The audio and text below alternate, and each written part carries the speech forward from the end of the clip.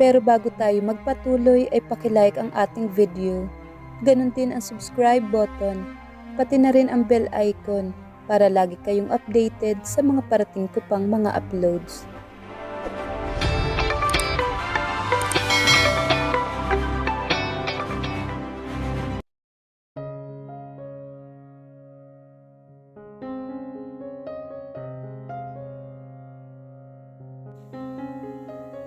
Lumalamig ng pagkain mo, Nika. Si Yaya Mameng.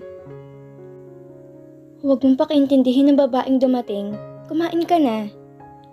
Mamaya na lang ho. Nawala na siya ng ganang kumain at maghapong nagkulong sa silid. Litong-lito at puno ng sama ng loob. Binabalik-balikan sa isip ang mga sinabi ni Michael sa nagdaang gabi. You little cheat. Ang natatandaan niyang galit na sinabi ng asawa nang malaman nitong birhen siya. At sinaktan siya nito sa pisikal na paraan. Granting that she initiated the lovemaking, still he forced himself on her in anger. Hindi niya magawang sundin ang pinagbili ng biyanan. How could anyone pretend not to feel the pain when it was so painful she thought Michael tore her part?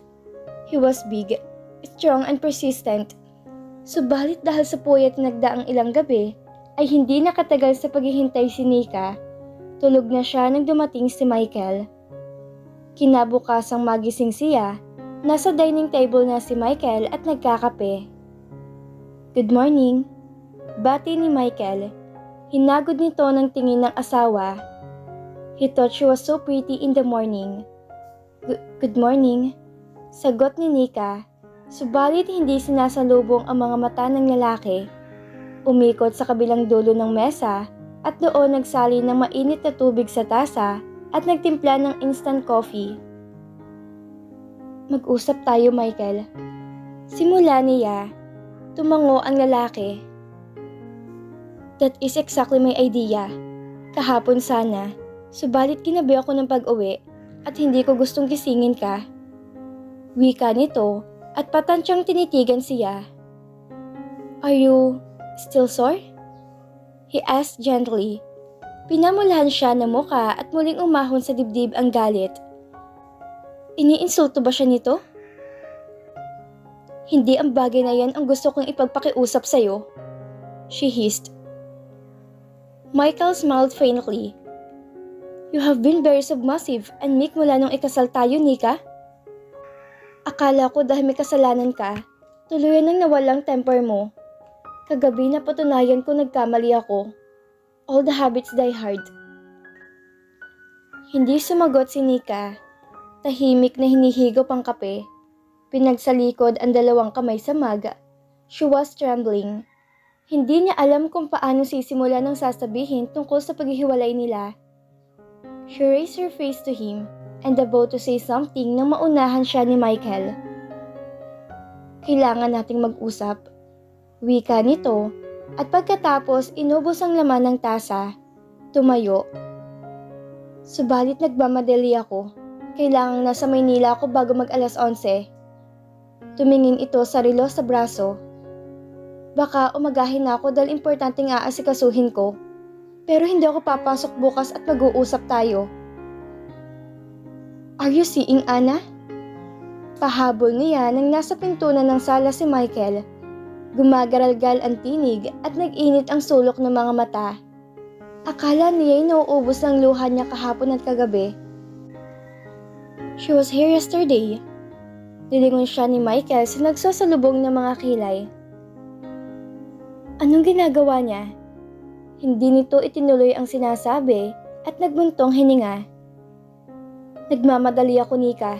Yan mismong pag-uusapan natin pag-uwi ko. At nagpatuloy na to sa paglabas. Ilang sandali pa'y narinig na niyang papalayong sasakyan nito. Napahagulhol ng iyak si Nika na makalabas ang asawa. Hindi sa nahihimasok ako, Nika. Pero nag-aaway ba kayo ni Michael, iha? Si Yaya Mameng. Makakasama sa dinadala mong ganyan. Napayakap siya sa matandang babae. Yaya, hindi ako nagdadalang tao. Anong ibig mong sabihin? Sinabi lang ng mami mo nagdadalang tao ka, kaya ako narito. Suminghot siya. Nagsinungaling ako. Tinalikuran niyang namamanghang matanda at pumanhik sa silid niya. She was about to sleep nang tumunog ang cellphone niya. Naghihikab na inabot niya ang cellphone sa ibabaw ng night table. Hello? Nika, si Vince to. Vince, nasan ka? Sa Amerika ba galing ang tawag na to? Narito ako sa opening ng bagong subdivision dito sa may amin sa San Pablo, Nika. Akala ko'y nakaalis ka na. Nagtatakang sabi niya. I'm leaving the day after tomorrow. Ang kabilang linya. Na-delay ng 10 days ang pag-alis ko dahil may tinapos pang papa sa kumpanya. Kasama ko siyang aalis. Bakit ka tumawag? Ilang beses tumikhim si Vince sa kabilang linya bago muling nagsalita. Perhaps it doesn't mean a thing. I'm sorry kung nagising kita. Gusto ko lang mangamusta. Hindi mo ko tinawagan sa oras na to ng gabi para lang mangamusta, Vince? Sinulyapan niya ang relo sa night table. 10:00 ng gabi. What is it? He asked impatiently. Narinig ni Nika ang buntong hininga nito sa kabilang linya bago ito muling nagsalita. Kaibigan ng pamilya kong isa sa may-ari ng bagong itinatayong subdivision, Nika. Kaya narito kami ngayon ng mga magulang ko. I saw your husband arrive. Nang hindi siya magsalita, nagpatuloy si Vince. I was expecting to see you too, pero... Don't beat around the bush, Vince. May bahagyang iritasyong sabi niya. Michael was with someone else, Nika. I heard him introduce to someone fellows. Her name's Anna. Pinigil niya ang pagsinghap na malakas. Ilang beses humugot ng paghinga bago nagawang magsalita. That's Michael's secretary. Another lie. This time to protect her pride. Masamang pakiramdam ko. Alam mo na, ganito talagang naglilihi. Tell Michael you phone me. Nagpupuyos ang dibdib niya. Nagpaalam siya at inoff na ang cellphone. Panlulumo at paghihimagsik ang nararamdaman niya para sa asawa at kay Anna. He lied. Sinabi ni Michael na may aasikasuhin to sa Maynila. Yun pala'y si Anang inaasikaso nito. But then it was her fault. Nilanambiyanan niya. Sinikap niyang alisin sa isip ang galit at hinanakit. Bukas ay maghihiwalay na sila ni Michael. Gaano man kasakit hindi na niya gustong umiyak. Maraming beses na siyang umiyak. Sarili lang niyang parurusahan niya. Kung paano siya nakatulog hindi niya alam. Naalimpungatan siya sa tunog ng chime sa pinto sa ibaba. Nakapikit pang bumangon siya. Naghihikab na lumapit patungo sa pinto at lumabas ng silid at nagbukas ng ilaw. Marahil ay si Michael. Sinuyapan niya ang relo sa may dingding sa sala. 2:00 na madaling araw. Tuloy ang pag-chime ng doorbell. Sino yan? Nika, si Anna to. Anna? Anong kailangan mo sa 10 oras ng gabi? Tuluyang nawala ang antok niya. Her voice combatant. Nakahanda makipag-away kung yun ang sadya ng babae sa kanya sa oras na yon. Buksan mong madali ang pinto, Nika. Na-aksidente si Michael. Sukat sa narinig, ay agad niyang inalis ang mga bolt sa pinto. Ano nangyari kay Michael? Nika, na-aksidente kami ni Michael. Pumasok ka at tinawin mo sinasabi mo. Umatras siya upang makapasok ito. Galing kami sa isang inauguration sa isang bagong subdivision sa San Pablo. Pauwi na kami at nakainom si Michael. Malapit na kami sa San Vicente nang mahagip kami ng isang nakasalubong na sasakyan. Hindi yun huminto. Oh God! Nasaan si Michael, Anna? Anong nangyari sa kanya? Saang hospital siya naroon? Nagpapanik na sunod-sunod niyang tanong. Nasa amin si Michael, Nika. Sa inyo? Pero bakit? Sasakyan na tayo mag-usap, Nika. Putol nito sa nag-aapurang tono. Hindi tayo dapat magtagal. Bilisan mo. Yes, hintayin mo ako sandali at magpapalit lang ako ng damit. Mabilis siyang tumalikod papanihik sa silid niya. Namataan niya sa ibaba si Yaya Mameng na nakasilip sa may pinto ng silid nito. Nang matanawa ni Ana na bumababa na si Nika, ay nagpatiuna na tong lumabas. "Pakisara niyo ang pinto, Yaya Mameng," bili niya sa Yaya na nasa labas na ng silid nito. "Pupuntahan ko si Michael sa bahay ni na Ana." Hindi nito hinintay na sumagot ang matandang babae at nagmamadaling lumabas ng bahay. Ilang sandali pa ay nasa daan na sila ni Ana. Ginamit niya ang Wrangler jeep ni Michael. "Bakit nasa inyo si Michael, Ana? Bakit hindi mo sa ospital dinala?" Si Ana ay nakatitig lang sa daan. Hindi agad sumagot. Nika feared that she was in silent panic. "Ana, talk to me please." "Si Michael ang may gustong doon ko siya dalhin dahil walang tao roon. Nasa bakasyon ang mga magulang ko't kapatid. He seemed alright pero nag-aalala ako. Baka may internal damage o broken bones." "Bakit hindi ko humingi ng tulong sa mga magulang ni Michael? Nasa tapat lang halos ang mga yun.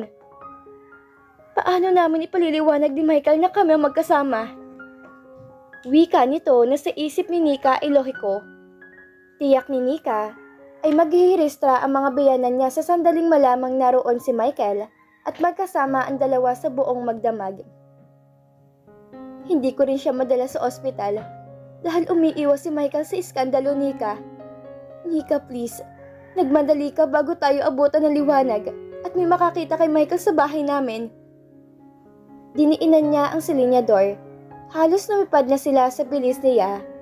Gusto nang mabiyak ang dibdib niya sa matinding takot para kay Michael. At pinipigil lang niyang huwag umiyak at magpanik. Dahil nakikita niyang nagpapanik si Ana sa tabi niya. Kahit paano'y nag-aalala siya para dito dahil nagdadalang tao ito. "Paano kang nakarating sa amin?" Sandali niyang nilingon ito. Hindi agad to sumagot. Pagkuway, "Mag-concentrate ka sa pagdadrive, Nika, at bilisan mo pa." 20 minutes ay nasa harap na sila ng bahay ng mga magulang ni Ana. Madilim ang buong kabahayan maliban sa tila bahagyang liwanag na nagbumula sa isa sa mga silid. Marahil inaroon si Michael. Nagmamadaling bumaba si Nika. Nilingon muna nito ang bahay ng mga biyanan sa di kalayuan bago lumakad papasok sa bakuran ni na Ana. Nasa harap na siya ng pinto nang lingunin si Ana na tahimik na nakasunod. "Nasaan si Michael, Ana?" "Let's use the back door." Wika nito at lumihis patungo sa tagiliran. Nagmamadali ang mga hakbang. Lakad takbong sumunod si Nika. Sa likod ay basta na lang itinulak pabukas si Ana ang pinto. Hindi yun nakalak. Pinauna siya ni Ana na pumasok sa loob. "Bakit hindi mo buksan ang ilaw?" Ani Nika matapos ang 3 hakbang. Pilit na inaaninag sa kadiliman ang loob ng bahay. "Ayoko ng liwanag, Nika." Wika nito sa kakaibang tinig. "Ayoko makita mula sa labas na narito tayo." Humakbang si Nika papasok at nangangapa sa kapirasong liwanag mula sa malayong poste sa kalye. Bahagyang liwanag na hindi naman nagdudulot ng liwanag sa daraanan niya. Hindi na mahalaga sa kanya kung malaman man ng ibang taong naroon si Michael. Ang mahalaga'y madalang asawa sa ospital. Gusto niyang makita ang dingding dahil baka sakaling naroon ang switch ng ilaw. Nang mapatid niya ang isang silya at napadokwang siya sa baldosa. "Oh God!" She groaned. Tumama ang balakang niya sa kung anong kanto. "Buksan mo ang ilaw, for heaven's sake!" Mesa marahil ang nahawakan niya at kumapit doon upang tumayo. "Nasaan si Michael, Ana?" Isang marahang tawa ang narinig niya mula rito. Tawang nagpatayo sa mga balahibo niya sa katawan. At hindi mabanaag kung nasaan ang babae. Unti-unti nang bumangon ng takot sa dibdib niya. "Kay dali mong maninlang, Nika?" Wika nito sa aliw na tinig. Anong ibig mong sabihin? She moved backward slowly. Sinisikap kapain ang mga paa kung may matatabi siya na magiging sanhi ng pagkatumba niyang muli. Wala rito si Michael, Nika. Tayo lang dalawang naririto. Wika nito na muling tumawa. Sana'y hindi ka nalang nagbalik sa San Vicente, Nika. Sana ipinaubaya mo na lang sa akin si Michael. Pag uwi ni Michael mamayang umaga, hindi ka na niya makikita pang muli. He'd be glad to be rid of you. You're crazy, Ana. Hiyaw niya sa babae. Nasaan ang mga magulang mo? Ang mga kapatid mo? Bakit wala sila rito? Sa kadiliman, ay narinig niyang hikbi ni Ana. Umalis sila. Iniwan nila ako. Ang itay Mario, iniwan din ako. Si Michael na lang ang kakampi ko. Hindi maintindihan ni Nika yon, but she had to keep on talking. She wanted to buy time upang mahanap ang switch ng ilaw. Kung ano man ang binabalak ni Anay, mabuti pa yung nakikita niya ang kalaban. At magiging kakampi ko siyang muli kapag nawala ka, Nika. Muling bumalik ang galit sa tinig nito. Hinihintay ko lang si Michael ngayong umaga, Ana. Wika niya sa nanginginig na tinig. Alam niyang lumalapit ng dahan-dahan si Ana. She could detect it from her voice distance, at kabisado ni Ana ang bahay nila. Unti-unti rin naman ang pag-atras niya. Pag-uusapan namin ang paghihiwalay. Hindi mo kailangan gawin to. Liar. She hissed. Alam mong walang pagtingin sa'yo si Michael, pero pinipilit mo siyang pakasalan ko dahil gusto mo siyang angkinin. Mga bata pa man tayo, alam kong gusto mo nang solohin si Michael. Kaya lagi na gumagawa ko ng paraan para kainisan ka niya. Pagkatapos ng galit sa tinig nito ay humikbi ito. Wala kang kaibahan sa nanay ko. Ayaw niyong ibigay sa akin yung mga taong mahal ko. Ana, you need help. Aniya. Natitiyak niyang wala na sa sariling katinuan ng babae.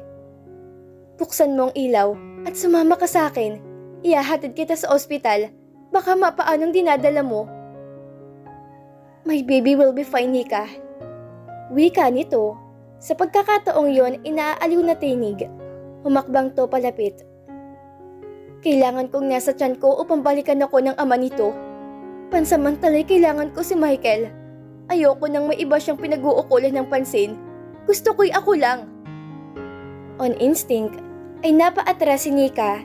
Subalit nahagi pa rin ang bahagi ng balikat niya. Napasigaw siya sa sakit. Patalim. Patalim ang tumama sa balikat niya na kung hindi siya napaatras, malamang na bumaon sa kanya. Nagpakawala siya ng malakas na sigaw. Humihingi ng saklolo. Nasa malapit lang ang bahay ng mga biyanan, but she was too scared para may malakas na tinig na lumabas. Walang makakarinig sa'yo, Nika? Ani Ana. Sarado lahat ng mga bintana sa bahay na to.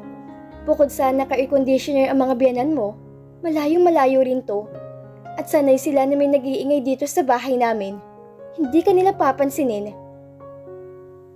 Pinanghilakbutan si Nika. Sa dilim ay nagsikap na tumayo kahit na nananakit ang balikat. Pinagtatabig ang mga bagay na mahawakan at umatras. Pinagbabatong anumang kayang ibato. Gumagawa siya ng ingay. Nakasunod na tumatawa si Ana. Kabisado kong buong bahay namin, Nika, kahit na madilim. May kung anong figurin ang nahawakan ni Nika at malakas na ibinato sa harap niya. Sa lugar na tansya niyang kinatatayuan ni Ana, kasabay ng pagkrasya sa hig ng figurin, ay narinig niyang sumigaw to. Tinamaan ba niya? Sa kabila ng pagnanais na iligtas ang sarili, hindi niya gustong tamaan ng tiyan ni Ana. Madadamay ang dinadala nito. Nang bigla'y nagliwanag ang buong paligid. Bitawan mo ako! Biglas ni Ana mula sa humahawak. Papa? Mama? Hiyaw niya sa mga biyanan. Hawak na Arnel sa dalawang braso si Ana. Sa kamay ng babae, mahigpit nitong hawak ang patalim. Pilit niyong inaalis ni Arnel mula rito sa pamamagitan ng pagpilipit ng braso.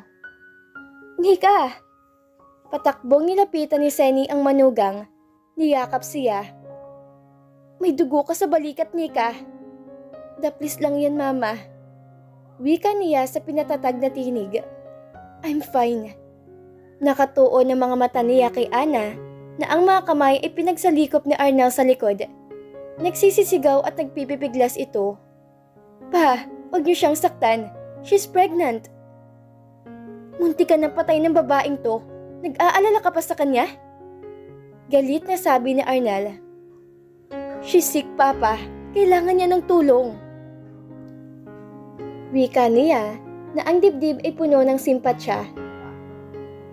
Paano niyo ho na lamang narito ako? Nilingan niya ang biyan ng babae. Tinawagan kami ni Michael, Nika. Parating na yon. Alam niyang hindi siya aabot dito sa oras. Papatayin kan talaga ng babaeng yan. Sinabi niyang naaksidente si Michael at dito niya dinala. Totoong naaksidente. Kung hindi mahusay mag-drive ang anak ko, baka kung ano nang nangyari.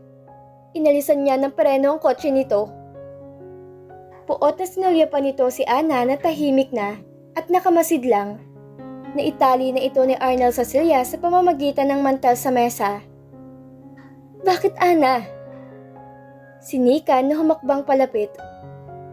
Akala ko ba'y si Michael lang ang kakampi mo? Bakit gusto mo siyang saktan? Hindi ko siya gustong saktan. Sagot nito sa kakatuwang kalma. Hindi ko lang gustong maabutan niya ako sa inyo. Mula sa nakabukas sa pinto sa kusina, hangos na pumasok si Karen. Nika, anak! Mama, yumakap sa ina si Nika.